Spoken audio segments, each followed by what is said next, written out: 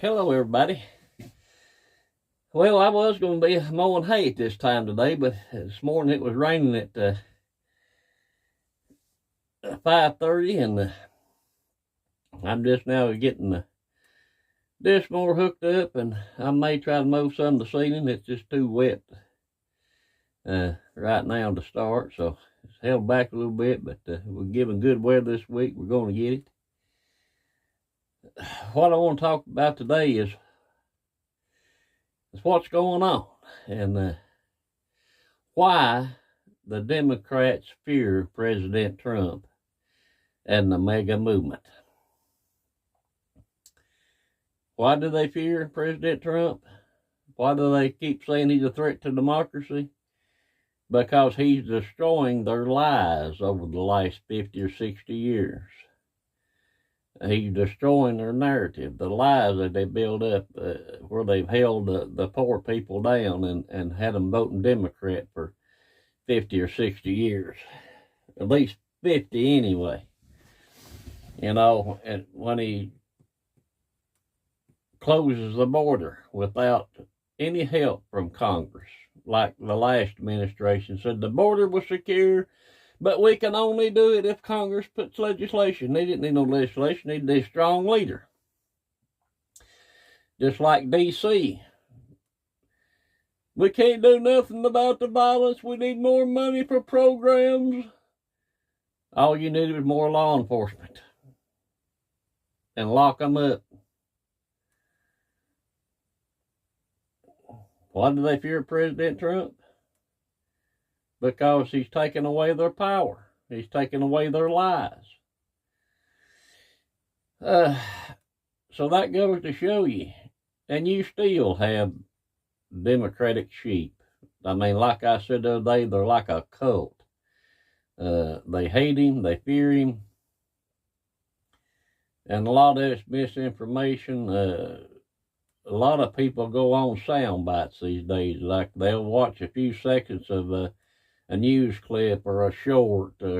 It's just, they just go on, as that woman from Cracker Barrel said that interview, I'll give you one more sound bite so you can put out there. You know what I mean? They go by, they get their news by sound bites. They don't listen to the whole story. If one of those podcasters or news anchor says Trump bad, the next thing you know, you've got 100,000 Democrats going, Trump bad. Trump did this, Trump did that. And you've got, you know, he's took away their money. USAID, their slush fund, where the taxpayers paid the money. They granted out money to NGOs, which hired their families, which turned around and donated back to these campaigns at just an ever in the circle of cash flow. I mean, it's pretty easy to see if you think about it. You know, these governors are Democratic governors running out this quick. He says he's going to send in the National Guard to come out. We've got programs in place. We just need more funding. Of course they do. They fund their NGOs, their nonprofits. Circles right back around into their campaign as nothing's never done. But they come out and say, we're active on crime. All we need is more money. If you vote us in for 4 more years, we'll get that money and we'll get your streets cleaned up. And 50 years later, they're still asking for money for those programs. You know, 77 million people, almost 80 million people stood up this election and said no to the Democratic Party. And all they can do is say Trump's a threat to democracy. When they're actually the threat to democracy. That's why I believe in standing up and voting these bums out of office. And I'm going to tell you that goes along with these rhinos. You know,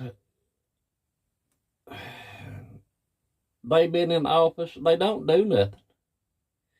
They have hearings, but do they ever prosecute anybody? Do they ever send anybody to DOJ? Do you ever see anybody prosecuted from rogue FBI agents to whatever they're caught up in? Nothing ever comes of it. Nothing. You come nigh more getting put in jail for running a red light than some of these people has done what they've done.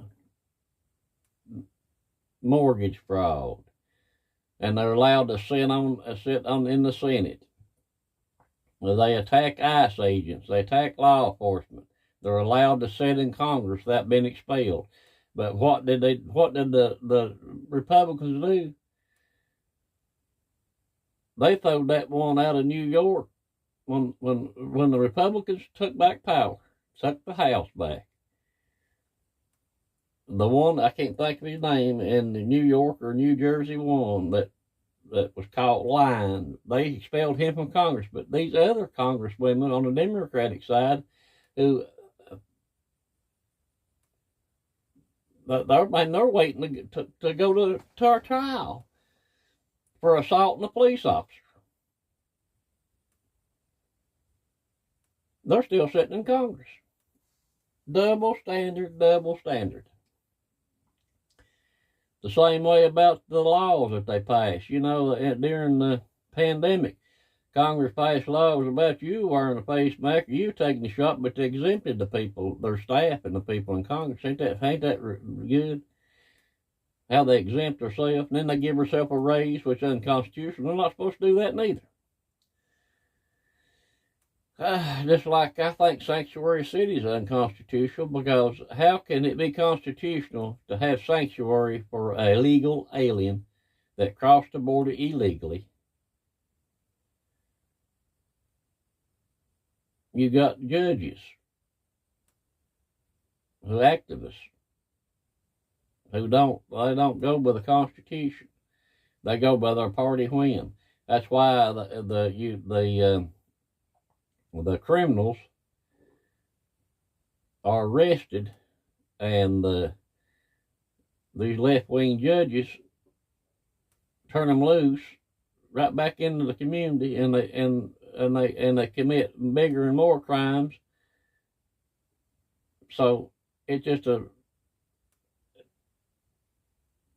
I don't know. We're in an awful shape in this country, and I mean, it's just, the more President Trump tries to do, the more the rhinos and these commie Democrats fight hard. And you know, they're openly talking about the Democratic Socialist Party of America. You got the Sheila Reed come out the other day talking about, you know, how they're going to take over America. You know, you got Muslim clerics coming out and says that they're going to take over America one way or the other, that every American household will claim Muhammad or they'll do away with us. They're trying to raise Christian in this country. Ukraine is going after Christians as we speak. They're trying to shut down the Orthodox Church in the Ukraine. And we're sending the money. Unbelievable, people. Christianity's under attack around the world, and right here in the United States. So we have a battle. It is unfinished. And we need to step up and support President Trump, and we got to get out and vote, and we have got to get rid of these people. Right? I mean, we've got to, from the dog catcher right on up to your senator. You know, remember what Tim Kaine said the other day. The government gives you your rights, not God. Ain't that something? I'm ashamed to have something like that as U.S. Senator in the state of Virginia. And Mark Warner right in there with him. They have done nothing except make themselves rich and their families rich and the friends and their donors. It's just a big circle of money. People, we've got to stop the circle. We've got to cut it down the middle. And that's why they fear President Trump. That's why they hate President Trump. He's for the American people, the American worker. I mean, think about it, people. The man that owns the company, that owns the factory, the Democrats says, we got to take his money. Well, if you take his money, how is he going to keep that factory going? And that's another thing President's trying to do. He's trying to bring manufacturing back in this country where Bill Clinton had destroyed it. Try to make us into a service economy. All of our jobs went to Mexico and China. All of our products are made over our medicine. The pandemic didn't show one thing, is how vulnerable we are in manufacturing and our medical supplies, our medicines. But I'm going to get off here and get this dish mower hooked up and get ready to mow hay. I appreciate everybody for watching. And they want me to say like and subscribe. So I did say it, and this Lord's will, and I'll see you next time. Thanks for watching. God bless each and every one of you.